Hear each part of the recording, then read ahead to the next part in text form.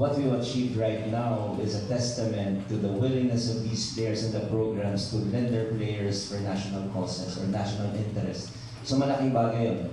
It really is dependent on them whether they're gonna progress in their basketball careers. But at this point, ang gusto ko lang talaga as a program director, and the federation is also banking on it, is we have a certain kumbaga continuity in what we're trying to achieve. So these players will grow with one another, doing two things. Ganun talaga yung landscape sa Pilipinas. Ang landscape sa Pilipinas, 5-on-5 is also connected to 3x3 and vice versa. So the way we're positioning it is, playing 3x3 will improve your individual game. To play 5-on-5 basketball better, you'll have a better understanding on the concepts of 5-on-5 if you play 3x3.